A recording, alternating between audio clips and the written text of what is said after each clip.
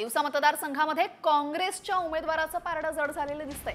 त्यामुळे इथले संभाव्य आमदार कोण आहेत आपण ग्राफिक्सच्या माध्यमातून पाहूयात। अगदी तर आपण बघतोय इकडे तिवसामध्ये यशोमती ठाकूर याच संभाव्य आमदार आहेत।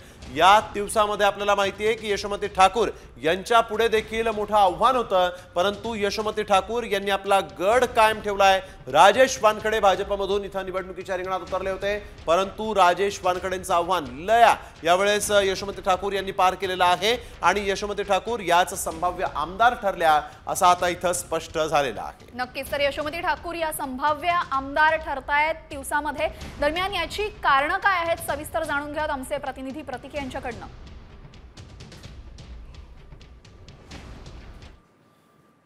संघामध्ये गेल्या 15 वर्षापासून काँग्रेसच्या उमेदवार यशोमती ठाकूर यांनी आपलं प्रतिनिधित्व केलं आहे। त्यांची ओळख जी आहे ते काँग्रेसच्या फायरब्रँड नेत्या म्हणून ओळख आहे। एकंदरीत बघितलं तर त्यांचेच प्रतिस्पर्धी महायुतीकडून राजेश वानखेडे हे भाजपकडून आपली उमेदवारी दाखल केली होती आणि त्यांनी मोठ्या प्रमाणात या ठिकाणी टक्करसुद्धा दिली।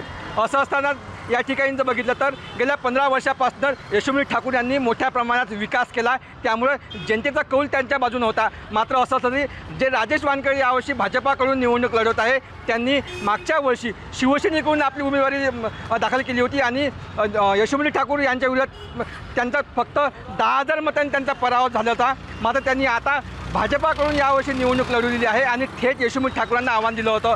मात्र असं असताना आता निवडणुकीमध्ये त्यांनी मोठ्या प्रमाणात जे आहे प्रचारामध्ये सुद्धा आघाडी घेतली होती। मात्र असं असताना यशोमती ठाकूर यांनी जे मतदारसंघामध्ये कामं केली असेल, विकास कामं केली असेल, मोजरी विकास आराखडा असतील, वलगावचा आराखडा असतील, या संपूर्ण विकासाकडे पाहून लोकांनी त्यांना जे आहे आपली मतं दिली। मात्र या संपूर्ण निवडणुकीमध्ये राजेश वानखेडे महायुतीचे उमेदवार व महाविकास आघाडीच्या यशोमती ठाकूर यांच्यामध्ये काट्याची टक्कर असली तरी मात्र यशोमती ठाकूर यांचं जे पारडं आहे जड असताना दिसून येत आहे। अमर गटाय साम TV तिवसा अमरावती।